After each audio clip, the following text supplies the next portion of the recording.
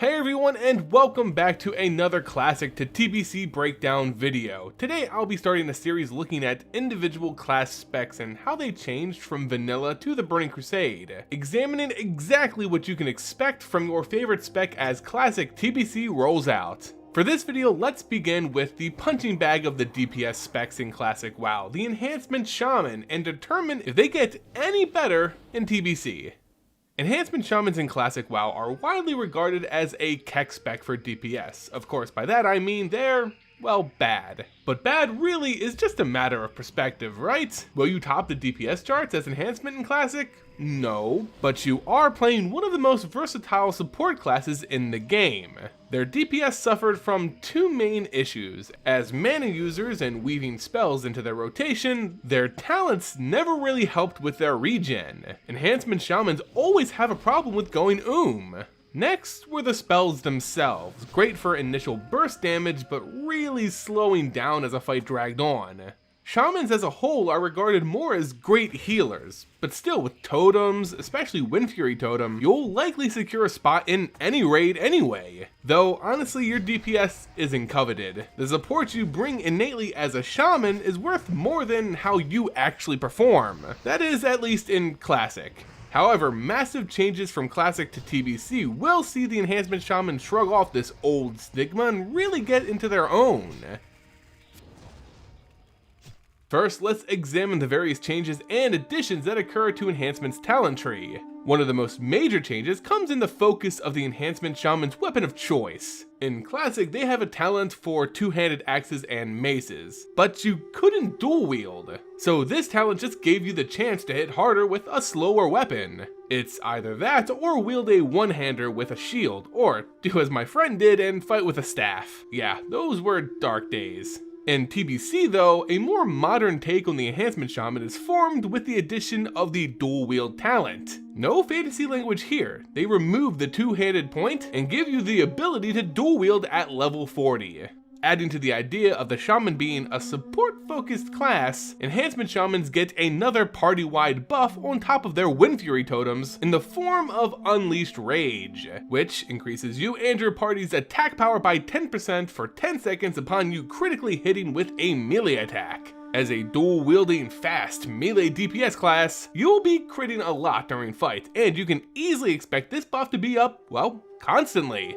Enhancement also gets some added talents to deal with their pesky mana issues from vanilla. Shamanistic Focus replaced that two-handed weapon talent and puts the shaman in a focused state that reduces the mana cost of their next shock spell by 60% after landing a melee critical strike. The Enhancement Shaman rotation in TBC, much like Classic, relies heavily on shock spells for DPS and the occasional CC or silence, so this helps to slow that mana purge quite a bit during a raid fight. Mental Quickness, another talent, also helps in a similar manner. It again, at max rank, reduces the mana cost of instant cast spells by 6%, while also increasing your spell damage and healing by 30% of your attack power. As melee gear rarely ever focuses on spell power at all, this is a nice way to get an extra oomph out of the spells you'll be using in your rotation. And finally, the penultimate enhancement talent in TBC, Shamanistic Rage, which acts as a major mitigation and mana regen cooldown. It reduces all damage the shaman takes by 30% and gives your successful melee attacks a chance to regen mana equal to 30% of your attack power.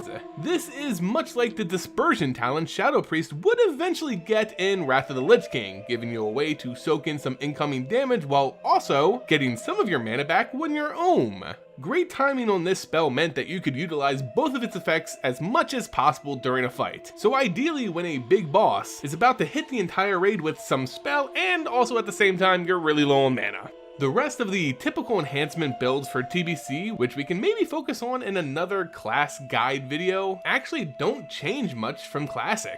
Likely you'll be dipping into Restoration for Nature's Guidance for that extra hit chance. This talent coupled with dual weapon specialization provides enough hit from talents alone to be capped for special abilities. This is awesome as the added hit will help up the DPS of your white damage, especially from your offhand, but in general you won't have to worry or focus on being hit capped as much as other melee DPS specs would.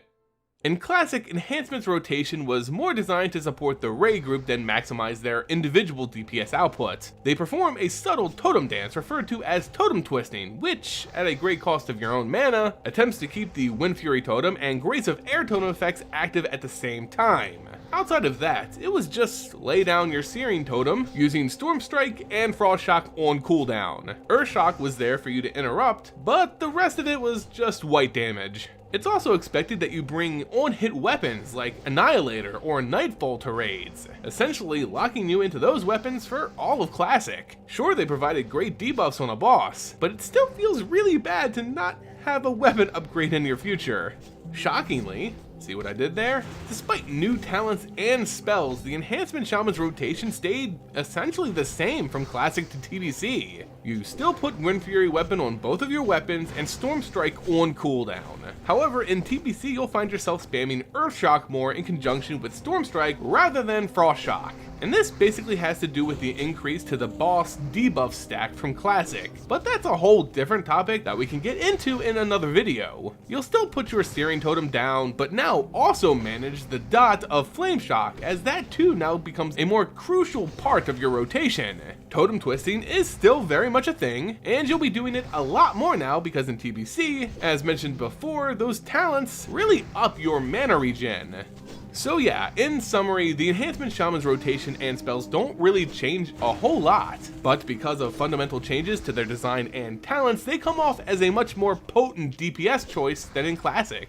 At the end of the video here, I just want to wrap up by saying that I'm sure there are loads of Shaman players in Classic right now who are just tired and begging for a change of pace from healing. And yeah, Classic TBC will give you that, so don't fret, there is some relief coming, eventually. Enhancement with the addition of dual wielding for faster damage and talents to address their mana woes becomes a more competitive DPS class. They still won't be topping the charts in TBC, but they bring so much more to a raid than just pure damage. Like in Classic, they have totems, bloodlust, or now heroism for the alliance side, but in TBC they also have an added attack power buff for the party as well as respectable damage output overall. They're a very fun, very mobile DPS spec, with mostly instant cast spells and Ghost Wolf, allowing them to always be on the run. Maybe not quite as mobile as say like a rogue in terms of melee, but they do come with the added benefit of some off-spec healing, with opportunities to clutch heal and save a wipe at a crucial moment. We all have at least one story of a guildie pulling something crazy like that off. And in Classic TBC, as an Enhancement Shaman, this time it could be you.